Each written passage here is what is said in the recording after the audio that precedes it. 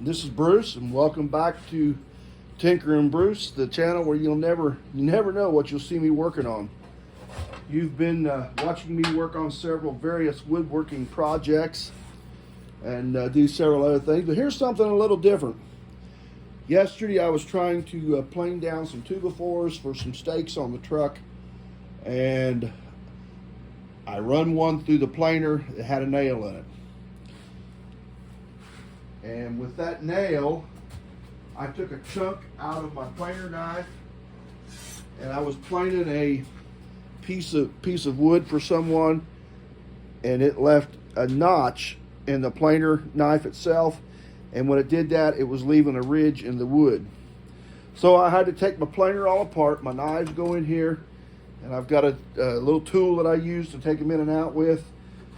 These DeWalt planers are pretty easy to tear apart. They're pretty easy to work on. And yeah, you can hear the heater going back there.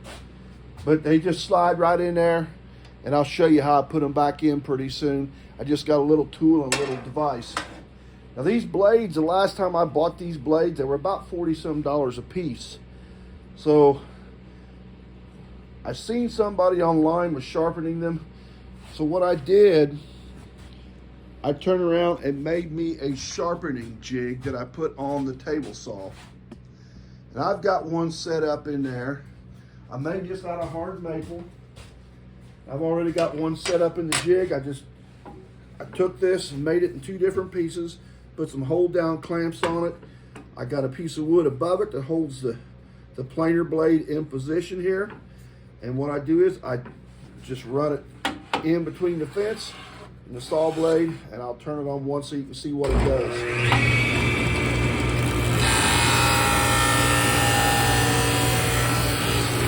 Just like sharpening a knife in the house. And let me tell you, that dude is razor sharp. So we're going to do the same thing to the other one. We're going to pull it out. Yep, it is razor sharp. Pull it out, put it in here. We're going to do the same exact thing.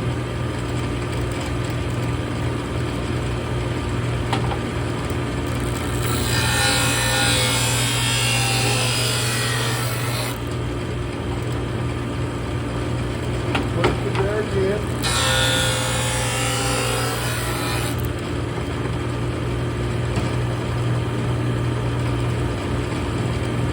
And that took those notches or those holes in the planer knife right on out of that. That just leaves a nice razored edge. Yep, that one's still in this one. Let's see if this one's still in here. Yep, it's still there, just barely. We need to run these through there a couple of times. And I got plenty of knife here to be able to do that with. And I'll keep running in through there until I get that notch gone. It'll go back far enough to where it'll be beyond that.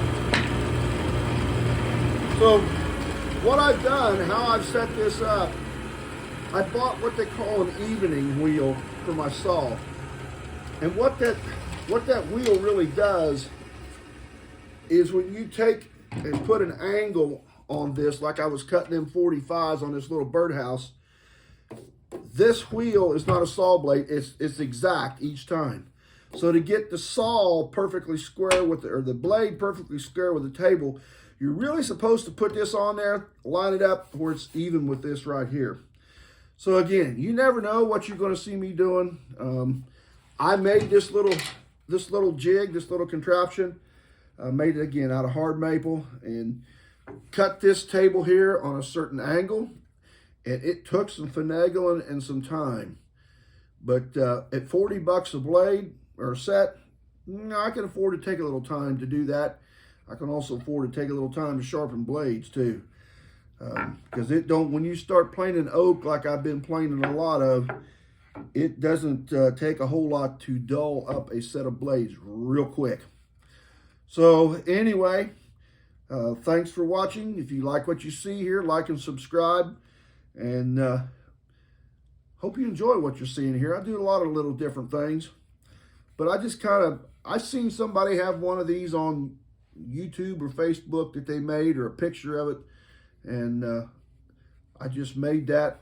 I had to do some hole drilling here so I can get my clamps to work, but hey, it works. It does the job, and it'll be a whole lot better than trying to plane wood with a dull blade. So anyway, thanks for watching, and we'll catch you all next time. You'll never know what you'll see me doing. I may go ahead and film putting the blades in this